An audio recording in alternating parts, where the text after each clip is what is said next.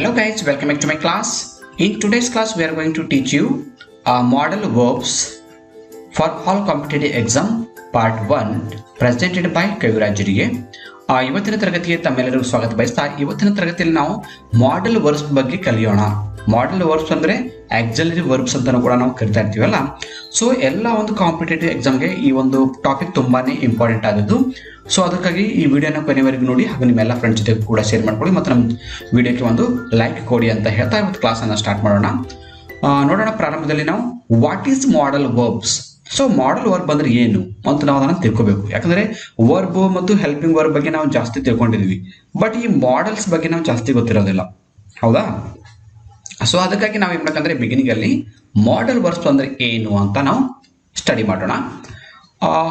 Model verbs are auxiliary verbs also called helping verbs like can, could, may, might, shall, should, will, would, ought, must and might.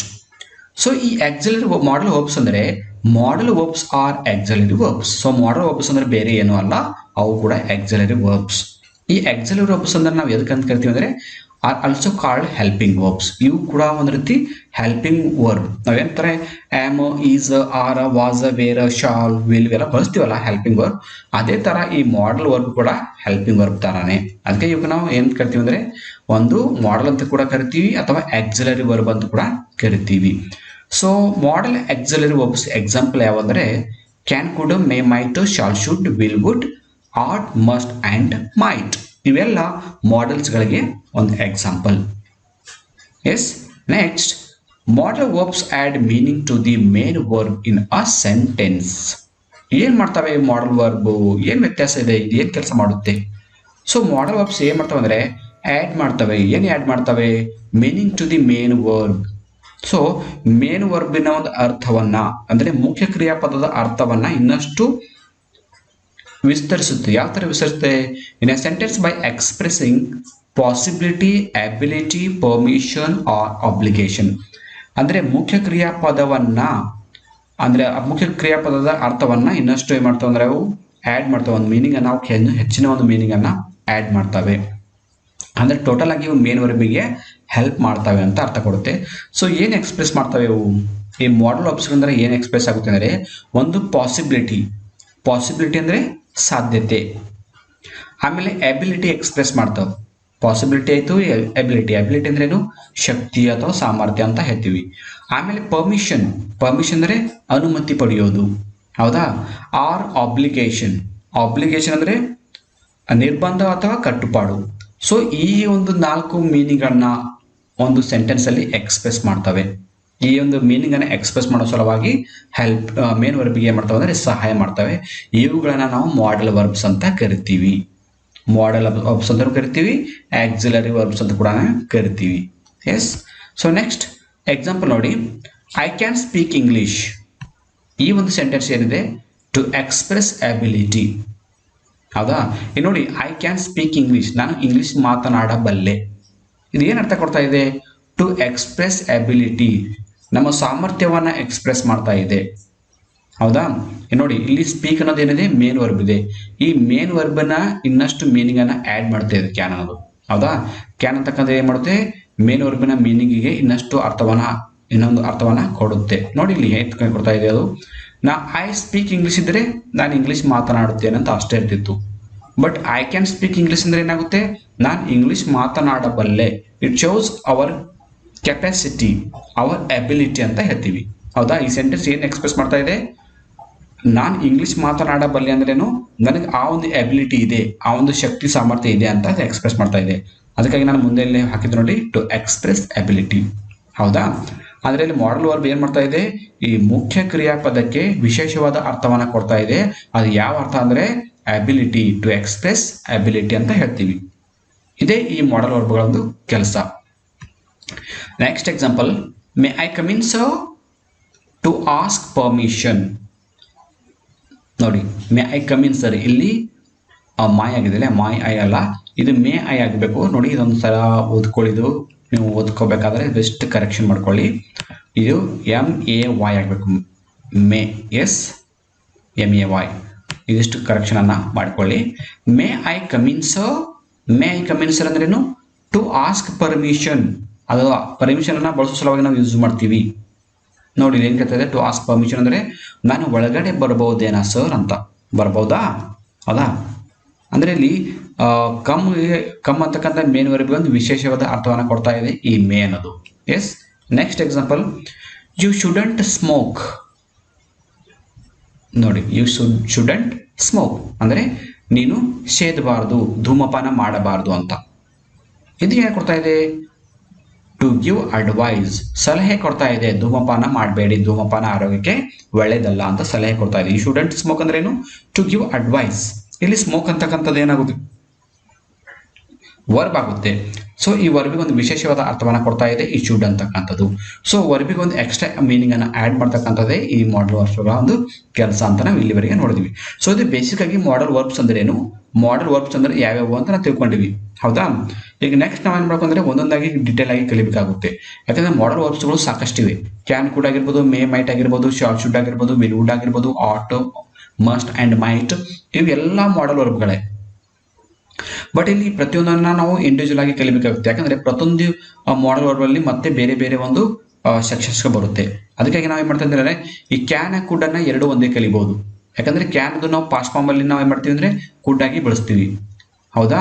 ಇನ್ನು ಮೇ ಅನ್ನೋದು mite ಆಗುತ್ತೆ past form ಅಲ್ಲಿ, shawl ಅನ್ನೋದು ಏನಾಗುತ್ತೆ should ಆಗುತ್ತೆ, will ಅನ್ನೋದು ಏನಾಗುತ್ತೆ past form ಅಲ್ಲಿ ವುಡ್ ಆಗುತ್ತೆ. ಈ ತರ ಇವೆ ಡಬಲ್ ಡಬಲ್ ಇವೆ. ಹೀಗಾಗಿ ನಾವು ಆ ಸಿಂಗಲ್ ಇದ್ದದ ಒಂದೊಂದನ್ನ ಮಾತ್ರ ಕಲಿತಾ ಹೋಗೋಣ. ಸೊ ನೋಡೋಣ, ಈಗ ಫಸ್ಟ್ ನಾವು ಕ್ಯಾನ್ ಅಂತಕ್ಕಂಥ ಒಂದು ಮಾಡಲ್ ವರ್ಬ್ ಅನ್ನ ಕಲಿಯೋಣ. ಇವತ್ತು ನಾವು ಕಲಿತಾ ಇರೋದು ಯಾವುದು? ಕ್ಯಾನ್. ಇದು ಪಾರ್ಟ್ 1 ಅಲ್ಲಿ ಕಲಿತಾ ಇದೀವಿ. ಸೊ ಪಾರ್ಟ್ 2 ಮತ್ತು ಪಾರ್ಟ್ 3 ಅಲ್ಲಿ ಮುಂದಿನ ಬರ್ತಕ್ಕಂಥ ವಿಡಿಯೋಲಿ ನಾವು ಬೇರೆ ಬೇರೆ ಒಂದು ಮಾಡಲ್ ವರ್ಬ್ಸ್ ಗಳನ್ನ ಕಲಿಯೋಣ. ಯಾಕಂದ್ರೆ ಇದು ಸಿಲೆಬಸ್ ತುಂಬಾನೇ ಲೆಂದಿ ಇದೆ, ಬಹಳ ಕಾಂಪಿಟೇಟಿವ್ ಎಕ್ಸಾಮ್ ಕೂಡ ತುಂಬಾನೇ ಇಂಪಾರ್ಟೆಂಟ್ ಅಂತ ಒಂದು ಪಾಯಿಂಟ್ಸ್ ಇದೆ. ಸೊ ವಿಡಿಯೋನ ಕೊನೆವರೆಗೆ ನೋಡಿ. ಕ್ಯಾನ್ ಅನ್ನ ನಾವು ಯಾವ್ಯಾವ ಒಂದು ಸಾಧ್ಯತೆಯಲ್ಲಿ ಬಳಸ್ತೀವಿ? ಕ್ಯಾನ್ ಅನ್ನೋದು ನಾವು ಕೇವಲ ನಮ್ಮ ಕೆಪಾಸಿಟಿಯನ್ನು ತೋರಿಸೋ ಸಲುವಾಗಿ ಅಥವಾ ಎಬಿಲಿಟಿ ಅಂತ ತೋರಿಸೋ ಅಷ್ಟೇ ಯೂಸ್ ಮಾಡೋದಲ್ಲ. ಕ್ಯಾನ್ ಅನ್ನ ನಾವು 4-5 ಸಂದರ್ಭಗಳಲ್ಲಿ ಬಳಸ್ತೀವಿ. ಸೊ ಅವುಗಳನ್ನ ಈಗ ನಾವು ಒಂದೊಂದಾಗಿ ಕಲಿಯೋಣ. ಫಸ್ಟ್ ನಾವು ಕ್ಯಾನ್ ಮಾಡೋ ವರ್ಬ್ ಅನ್ನ ಯಾವಾಗ ಬಳಸ್ತೀವಿ? To express ability. ಎಬಿಲಿಟಿ ಅಂದ್ರೆ ಏನು? ಸಾಮರ್ಥ್ಯ ಅಥವಾ ಶಕ್ತಿ. ನಮ್ಮ ಶಕ್ತಿ ಸಾಮರ್ಥ್ಯವನ್ನ ವ್ಯಕ್ತಪಡಿಸುವ ಸಲುವಾಗಿ ನಾವು ಕ್ಯಾನ್ ಅಂತಕ್ಕಂಥ ಮಾಡಲ್ ವರ್ಬ್ ಅನ್ನ ಬಳಸ್ತೀವಿ. ಇದು ಒಂದು ಸಾಧ್ಯತೆ. Second, characteristic. ಕ್ಯಾರೆಕ್ಟರಿಸ್ಟಿಕ್ ಅಂದ್ರೆ ಏನು? ವಿಶೇಷವಾದ ಗುಣ. ಅಂದ್ರೆ ನಮ್ಮ ಹತ್ರ ಇರ್ತಕ್ಕಂಥ ಒಂದು ವಿಶೇಷವಾದ ಗುಣದ ಬಗ್ಗೆ ನಾವು ಮಾತಾಡ್ತಿದ್ವಿ. ಬೇಕಾದ್ರೆ ಅವಾಗ ನಾವು ಕ್ಯಾನ್ ಅನ್ನ ಬಳಸ್ತೀವಿ. ಅಂದ್ರೆ ಯಾವುದೋ ಒಂದು ಸ್ಪೆಷಲ್ ಕ್ವಾಲಿಟಿ ಬಗ್ಗೆ ನಾವು ಹೇಳ್ತಿರ್ತೀವಲ್ಲ, ಆ ಸ್ಪೆಷಲ್ ಕ್ವಾಲಿಟಿನ ಹೇಳೋ ಟೈಮಲ್ಲಿ ಕೂಡ ನಾವು ಕ್ಯಾನ್ ಅಂತಕ್ಕಂಥ ಮಾಡಲ್ ವರ್ಬ್ ಅನ್ನ ಬಳಸ್ತೀವಿ. Next, permission. ಪರ್ಮಿಷನ್ ಅಂದ್ರೆ ಏನು? ಅನುಮತಿ ಕೊಡೋದು, ಅನುಮತಿ ಕೇಳೋದು, ಅನುಮತಿ ತೆಗೆದುಕೊಳ್ಳೋದು. ಹೌದಾ? ಇದು ಕೂಡ ನಾವು ಅನುಮತಿಯನ್ನ ಏನಾದ್ರೂ ಪರ್ಮಿಷನ್ ತಗೋಬೇಕಂದ್ರೆ ಕ್ಯಾನ್ ಅನ್ನ ಬಳಸ್ತೀವಿ ಮಾಡಲ್ ವರ್ಬ್ ಆಗಿ. ಸೊ ನೆಕ್ಸ್ಟ್ ಮತ್ತೆ ಯಾವಾಗ ಬಳಸ್ತೀವಿ? ರಿಕ್ವೆಸ್ಟ್ ಮಾಡೋ ಸಲುವಾಗಿ ನಾವು ಕ್ಯಾನ್ ಅನ್ನ ಬಳಸ್ತೀವಿ. ರಿಕ್ವೆಸ್ಟ್ ಅಂದ್ರೆ ಏನು? ವಿನಂತಿ ಅಥವಾ ಮನವಿ. ನೋಡಿ, ಇಲ್ಲಿ ನಾವೀಗ ಡೀಟೇಲ್ ಆಗಿ ನೋಡ್ತಾ ಇದ್ವಿ. ಕ್ಯಾನ್ ಅಂತಕ್ಕಂಥದ್ದು ಒಂದು ಮಾಡಲ್ ವರ್ಬ್. ಈ ಮಾಡಲ್ ವರ್ಬ್ ಅನ್ನ ಕ್ಯಾಪಬಿಲಿಟಿ, ಕ್ಯಾರೆಕ್ಟರಿಸ್ಟಿಕ್, ಪರ್ಮಿಷನ್ ಮತ್ತು ರಿಕ್ವೆಸ್ಟ್ ಈ 4 ಸಂದರ್ಭಗಳಲ್ಲಿ ಬಳಸ್ತೀವಿ. ಅಂದ್ರೆ ನಮ್ಮ ಸೆಂಟೆನ್ಸ್ ಯಾವಾಗ ಕ್ಯಾಪಬಿಲಿಟಿ ಅಥವಾ ಕ್ಯಾರೆಕ್ಟರಿಸ್ಟಿಕ್, ಪರ್ಮಿಷನ್, ರಿಕ್ವೆಸ್ಟ್ ಅನ್ನು ವ್ಯಕ್ತಪಡಿಸುತ್ತೋ ಆವಾಗ ನಾವು ಕ್ಯಾನ್ ಅನ್ನ ಬಳಸ್ತೀವಿ. ಈಗ ಇದು ರೂಲ್, ನಾವು ಯಾರು ತಿಳ್ಕೊಂಡಂತ ರೂಲ್. ಸೊ ಇವುಗಳನ್ನ ನಾವೀಗ ಒಂದೊಂದಾಗಿ ಡೀಟೇಲ್ ಆಗಿ ಸ್ಟಡಿ ಮಾಡ್ತಾ ಹೋಗೋಣ. ಫಸ್ಟ್ ಈಗ ನಾವು ಯಾವುದು ಕ್ಯಾಪಬಿಲಿಟಿ ಬಗ್ಗೆ ಸ್ಟಡಿ ಮಾಡೋಣ, ಆಮೇಲೆ ಕ್ಯಾರೆಕ್ಟರಿಸ್ಟಿಕ್ ಬಗ್ಗೆ. ಹೀಗೆ ಇವು 4ಗಳನ್ನ ಒಂದೊಂದಾಗಿ ವಿತ್ ಎಕ್ಸಾಂಪಲ್ ಜೊತೆ ಕಲಿಯೋಣ. ಅಂದಾಗ ಮಾತ್ರ ನಿಮ್ಗೆ ಈಸಿಯಾಗಿ ಅರ್ಥ ಆಗುತ್ತೆ. ಸೊ ವಿಡಿಯೋನ ಕೊನೆಗೆ ನೋಡಿ, ಮಧ್ಯದಲ್ಲಿ ಸ್ಟಾಪ್ ಮಾಡಬೇಡಿ. ಮತ್ತು ನಮ್ಮ ಈ ವಿಡಿಯೋಗೆ ಒಂದು ಲೈಕ್ ಕೊಡಿ. ನಿಮ್ಮ ಲೈಕ್ನಿಂದ ಇನ್ನಷ್ಟು ವಿಡಿಯೋಗಳನ್ನ ಮಾಡ್ತಕ್ಕಂಥ ಒಂದು ಸ್ಫೂರ್ತಿ ಸಿಗುತ್ತೆ ಅಂತ ಹೇಳ್ತಾ ಕಂಟಿನ್ಯೂ ಮಾಡೋಣ. ಸೊ ಈಗ ಮಾಡಲ್ ವರ್ಬ್ ಕ್ಯಾನ್ ಅಲ್ಲಿ ನಾವಿವತ್ತು ಕಲಿತಕ್ಕೆ ಹೋಗ್ತಾ ಇರೋದು ಯಾವುದು? ಕ್ಯಾಪಬಿಲಿಟಿ ಬಗ್ಗೆ. ಕ್ಯಾಪಬಿಲಿಟಿ ಅಂದ್ರೆ ಒಂದು ಸಾಮರ್ಥ್ಯ ಅಥವಾ ಶಕ್ತಿ. ನೋಡೋಣ ಎಕ್ಸಾಂಪಲ್. ಈಗ ಸಿ ಕ್ಯಾನ್ ಲಿಫ್ಟ್ 180 kgs. ಅಂದ್ರೆ ಅವಳು 180 kg ಭಾರವನ್ನ ಎತ್ತಬಲ್ಲಳು. ನೋಡಿ, ಎಷ್ಟು ಎತ್ತಬಲ್ಲಳು? 180 kgs. ಹೌದಾ? ಅದು ಕನ್ನಡದಲ್ಲಿ ಅರ್ಥ ನೋಡೋಣ. ಈಗ ಅವಳು 180 kg ಎತ್ತಬಲ್ಲಳು. ಸೊ ಇಲ್ಲಿ ನಾವು ಕ್ಯಾನ್ ಅನ್ನ ಬಳಸಿದೀವಿ. ಯಾಕೆ ಕ್ಯಾನ್ ಅನ್ನ ಬಳಸಿದ್ರೆ ಇದು ಅವಳ ಸಾಮರ್ಥ್ಯವನ್ನ ತೋರಿಸ್ತಾ ಇದೆ, ಶಕ್ತಿಯನ್ನ ತೋರಿಸ್ತಾ ಇದೆ. ಎಸ್, ನಮ್ಮ ರೂಲ್ ಏನಂತ ಇದೆ? ಮಾಡಲ್ ವರ್ಬ್ ಕ್ಯಾನ್ ಬಂದಾಗ ನಾವು ಕ್ಯಾಪಬಿಲಿಟಿಯನ್ನ ಎಕ್ಸ್ಪ್ರೆಸ್ ಮಾಡೋ ಸಮಯದಲ್ಲಿ ಕ್ಯಾನ್ ಅನ್ನ ಬಳಸ್ತೀವಿ ಅಂತ ಹೇಳಿದೀವಿ. ಸೊ ಇಲ್ಲಿ ಅವಳದು ನಾವು ಶಕ್ತಿ ಮತ್ತು ಸಾಮರ್ಥ್ಯವನ್ನ ಹೇಳ್ತಾ ಇದ್ದೀವಿ. ಹೌದಾ? ಸೊ ಅವಳ ಶಕ್ತಿ ಸಾಮರ್ಥ್ಯ ಹೇಳ್ತಿರ್ಬೇಕಾದ್ರೆ ನಾವು ಕ್ಯಾನ್ ಅನ್ನ ಬಳಸಿದ್ವಿ. ನೆಕ್ಸ್ಟ್ ಎಕ್ಸಾಂಪಲ್, ಸನ್ನಿಧಿ ಕ್ಯಾನ್ ಸಿಂಗ್ ಡಿವೋಷನಲ್ ಸಾಂಗ್ಸ್. ಸನ್ನಿಧಿ ಕ್ಯಾನ್ ಸಿಂಗ್ ಡಿವೋಷನಲ್ ಸಾಂಗ್ಸ್ ಅಂದ್ರೆ ಏನರ್ಥ? ಸನ್ನಿಧಿ ಭಕ್ತಿಗೀತೆಗಳನ್ನು ಹಾಡಬಲ್ಲಳು. ಸನ್ನಿಧಿ ಭಕ್ತಿಗೀತೆಗಳನ್ನು ಹಾಡಬಲ್ಲಳು. ಸೊ ಸನ್ನಿಧಿ ಬಲ್ಲಿ ಹತ್ರ ಎಂಥ ಒಂದು ಸಾಮರ್ಥ್ಯವಿದೆ, ಎಂಥ ಒಂದು ಕ್ಯಾಪಬಿಲಿಟಿ ಇದೆ. ಇವನ್ ಅವಳು ಭಕ್ತಿ ಗೀತೆ ಕೂಡ ಹಾಡಬಲ್ಲಳು. ಅವನು ಹಾಡಕ್ ಬರ್ತಾವೆ, ಬೇರೆ ಬೇರೆ ಹಾಡನ್ನು ಕೂಡ ಬರ್ತಾವ ಅಂತ ಅರ್ಥ. ಅಂದ್ರೆ ಇದು ಏನ್ ತೋರಿಸ್ತಾ ಇದೆ? ಸನ್ನಿಧಿದು ಒಂದು ಸಾಮರ್ಥ್ಯ ಅಥವಾ ಶಕ್ತಿಯನ್ನ ಎಕ್ಸ್ಪ್ರೆಸ್ ಮಾಡ್ತಿದ್ದೆ. ಅದಕ್ಕಾಗಿ ನಾವು ಕ್ಯಾನ್ ಅಂತಕ್ಕಂಥ ಒಂದು ಮಾಡಲ್ ವರ್ಬನ್ನ ಬಳಸಿದ್ದೀವಿ. Next, Ankush can eat 6 bananas. ಅಂದ್ರೆ ಅಂಕುಶ್ 6 ಬಾಳೆಹಣ್ಣುಗಳನ್ನು ತಿನ್ನಬಲ್ಲನು. ನೋಡಿ, ಅಂಕುಶ್ ಅಂತಕ್ಕಂಥ ಹುಡುಗ ಅಟ್ ಎ ಟೈಮ್ 6 ಬನಾನಾ ತಿಂತಾನೆ. ಸೊ ಇದು ಒಂದು ಏನದು? ಈ ಹುಡುಗನ ಒಂದು ಕೆಪಾಬಿಲಿಟಿ, ಶಕ್ತಿ ಅಥವಾ ಸಾಮರ್ಥ್ಯ. ಅದಕ್ಕಾಗಿ ಇಲ್ಲಿ ಕ್ಯಾನ್ ಅನ್ನ ಈ ಅಂಕುಶ್ ಅಂತಕ್ಕಂಥ ಒಬ್ಬ ಕ್ಯಾರೆಕ್ಟರ್ ನಾವು ಶಕ್ತಿಯನ್ನ ಸಾಮರ್ಥ್ಯವನ್ನ ಎಕ್ಸ್ಪ್ರೆಸ್ ಮಾಡಕ್ಕೆ ಬಳಸ್ತಿದ್ದೀವಿ. ಸೊ ನೋಡೋಣ ಇನ್ನೊಂದು example, we can swim in the ocean. ಅಂದ್ರೆ ನಾವು ಸಾಗರದಲ್ಲಿ ಈಜಬಲ್ಲೆವು. ನೋಡಿ, ನಾವು ಬಾವಿಯಲ್ಲೆಲ್ಲ ಸಾಗರದಲ್ಲಿ ಕೂಡ ಈಜ್ತೀವಿ. ಅಂತ ಕೆಪಾಸಿಟಿ ಅಂತ ನಾವು ಹೇಳ್ತೀವಲ್ಲ, ಜಂಬ ಕಚ್ಚುತ್ತೀವಲ್ಲ. ಸೊ ಇಂಥ ಜಂಬ ಕಚ್ಚುವ ಟೈಮಲ್ಲಿ ಕೂಡ ನಾವು ಕ್ಯಾನ್ ಅನ್ನ ಒಂದು ಮಾಡಲ್ ವರ್ಬ್ ಆಗಿ ಬಳಸಬೇಕು. ಅಂದ್ರೆ ನಮ್ಮ ಶಕ್ತಿ, ನಮ್ಮ ಸಾಮರ್ಥ್ಯ ನಮ್ಮ ಇರದೇ ಇದ್ರೂ ಕೂಡ ನಾವು ಜಂಬ ಕಚ್ಚುತ್ತೀವಲ್ಲ, ಆ ಟೈಮಲ್ಲಿ ಕೂಡ ನಾವು ಕ್ಯಾನ್ ಅನ್ನ ಬಳಸಬಹುದು. Less just for joking. Next ನೋಡೋಣ. ಈಗ ನಾವು ಕ್ಯಾಪಬಿಲಿಟಿ ಬಗ್ಗೆ ಕಲ್ತ್ಕೊಂಡಿದ್ವಿ. ನೆಕ್ಸ್ಟ್ ಯಾವ್ದು ಕಲ್ತ್ಕೊಳ್ಳೋಣ ಈಗ? ಅದರಲ್ಲೇ ಕ್ಯಾರೆಕ್ಟರಿಸ್ಟಿಕ್. ನೋಡ್ರಿ, ಮಾಡಲ್ ವರ್ಬ್ ನಾವು ಇವತ್ತು ಕ್ಯಾನ್ ಬಗ್ಗೆ ಕಲಿತಾ ಇದೀವಿ. ಕ್ಯಾನ್ ಒಂದೇ ಸ್ಟಡಿ ಮಾಡ್ತಾ ಇದೀವಿ. ಕ್ಯಾನ್ ಮತ್ತೆ ಅದಕ್ಕೆ ಯೂಸ್ ಮಾಡ್ಬೋದು. ಈಗ ಕ್ಯಾರೆಕ್ಟರಿಸ್ಟಿಕ್ ಕೂಡ ಯೂಸ್ ಮಾಡಬಹುದು. ಕ್ಯಾರೆಕ್ಟರಿಸ್ಟಿಕ್ ಅಂದ್ರೆ ಏನು? ವಿಶೇಷವಾದ ಗುಣ, ಸ್ಪೆಷಲ್ ಕ್ಯಾರೆಕ್ಟರ್ ಅಂತೀವಲ್ಲ. ಎಕ್ಸಾಂಪಲ್ ನೋಡಿ, ಹಿ ಕ್ಯಾನ್ ಟೆಲ್ ಟ್ರೂತ್. ಅಂದ್ರೆ ಅವನು ಸತ್ಯ ಹೇಳುವನು. ಅವನು ಸತ್ಯ ಹೇಳ್ತಾನೆ, ಯಾವಾಗಲೂ ಸುಳ್ಳು ಹೇಳೋದಿಲ್ಲ ಅಂತ ಹೇಳ್ತೀವಲ್ಲ. ಸೊ ಇದು ಏನು? ಆತನ ಒಂದು ವಿಶೇಷವಾದ ಗುಣ. ಯಾಕಂದ್ರೆ ಆತ ಏನು ಹೇಳ್ತಾನೆ? ಯಾವಾಗಲೂ ಸತ್ಯವನ್ನೇ ನುಡಿತಾನೆ. ಸತ್ಯವನ್ನೇ ನುಡಿಯುವುದೇ ಆತನ ಒಂದು ಸ್ಪೆಷಲ್ ಕ್ಯಾರೆಕ್ಟರ್, ವಿಶೇಷವಾದ ಗುಣ. ಸೊ ಒಬ್ಬ ವ್ಯಕ್ತಿಯ ನಾವು ವಿಶೇಷವಾದ ಗುಣವನ್ನು ಹೇಳ್ತಾ ಇದೀವಿ ಅಂದ್ರೆ ಯಾವಾಗ ನಾವು ಕ್ಯಾನ್ ಅಂತಕ್ಕಂಥ ಮಾಡಲ್ ವರ್ಬ್ ಅನ್ನ ಬಳಸ್ತೀವಿ. Next, she can do your work faithfully. She can do your work faithfully. ಹಾಗಂದ್ರೆ ಅವಳು ನಿಮ್ಮ ಕೆಲಸವನ್ನು ನಿಷ್ಠೆಯಿಂದ ಮಾಡಬಲ್ಲಳು. ನಿಮ್ಮ ಕೆಲಸವನ್ನ ಬಹಳ ಪ್ರಾಮಾಣಿಕತೆಯಿಂದ ಅವಳು ಮಾಡ್ತಾಳೆ. ಸೊ ಇದು ಅವಳ ಒಂದು ವಿಶೇಷವಾದ ಗುಣ, right? Next example, Arud can believe your words. ಅಂದ್ರೆ ಆರುಡ್ ನಿಮ್ಮ ಮಾತುಗಳನ್ನು ನಂಬುತ್ತಾನೆ ಅಂತ. ಅಂದ್ರೆ ಆರುಡ್ ನಿಮ್ಮ ಮಾತನ್ನ ನಂಬುತ್ತಾನೆ. ಸೊ ನಿಮ್ಮನ್ನ ನಂಬಿಕೆ ಇಡ್ತಾನಲ್ಲ, ಅಂತ ಒಂದು ವಿಶೇಷವಾದ ಗುಣ ಆರುಡ್ ಗುಣ ಏನು? ನಂಬಿಕೆ ಇಡೋದು. So this is the special character of Arud ಅಂತ ಹೇಳ್ತೀವಿ. ಸೊ ಇಲ್ಲಿ ಯಾವುದೇ ಒಂದು ಕ್ಯಾರೆಕ್ಟರ್ ಬಗ್ಗೆ ಆಗಿರ್ಬೋದು, ಯಾವುದೇ ಒಂದು ಥಿಂಗ್ಸ್ ಬಗ್ಗೆ ಆಗಿರ್ಬೋದು, ಟೋಟಲ್ ಆಗಿ ಅದರದ ಒಂದು ಗುಣ ಸ್ವಭಾವವನ್ನ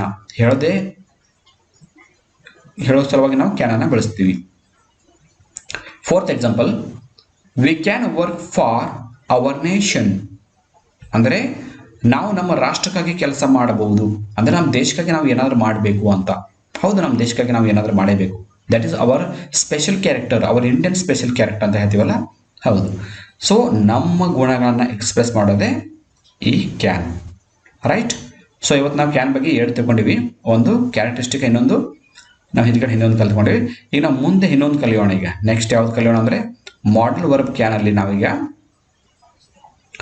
ಪರ್ಮಿಷನ್ ಅನ್ನ ಕಲಿಯೋಣ. ಸೊ ಪರ್ಮಿಷನ್ ಅನ್ನ ತೆಗೆದುಕೊಳ್ಳೋ ಸಲುವಾಗಿ ಅಥವಾ ಪರ್ಮಿಷನ್ ಅನ್ನ ಕೊಡೋ ಸಲುವಾಗಿ ಯಾವ ತರ ನಾವು ಕ್ಯಾನ್ ಅನ್ನ ಬಳಸ್ತೀವಿ? ಎಕ್ಸಾಂಪಲ್ ನೋಡೋಣ. ಈಗ ಪರ್ಮಿಷನ್ ಅಂದರೆ ಅನುಮತಿ. You can go to the film tomorrow.